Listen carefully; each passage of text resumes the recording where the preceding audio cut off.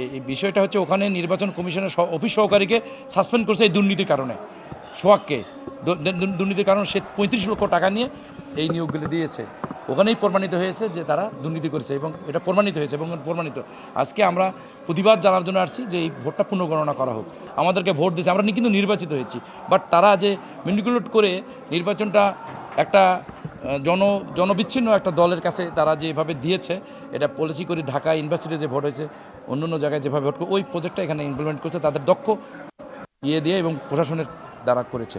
সেক্ষেত্রে আমরা তাদের কাছে এনাদের কাছে আমরা বলেছি, আমরা যাওয়ার সঙ্গে সঙ্গে উনি বিভাগীয় কমিশনারের টেলিফোন একটা আসছে, উনি আমাদের সামু ভাইকে দিয়ে সামু ভাইকে আমাদেরকে ম্যানিপুলেট করে একটা আন্দোলনটাকে স্তব্ধ করার একটা পলিসি করছে। তখন আমি বললাম যে এটা আপনার wrong idea, you are the returning officer, is the supreme authority, তা আপনি কেন আমাদের লোককে আপনি কনভিন্স করার চেষ্টা করবেন? এটাই প্রমাণ হয় যে আপনি অবশ্যই এটা দুর্নীতির সঙ্গে, কারণ আপনি হেল্প নিচ্ছেন না, দুর্বলতা দিচ্ছেন, এটাই প্রমাণ হয়। এবং আজকেই প্রমাণ হচ্ছে আপনি দুর্নীতির আশ্রয় দিত।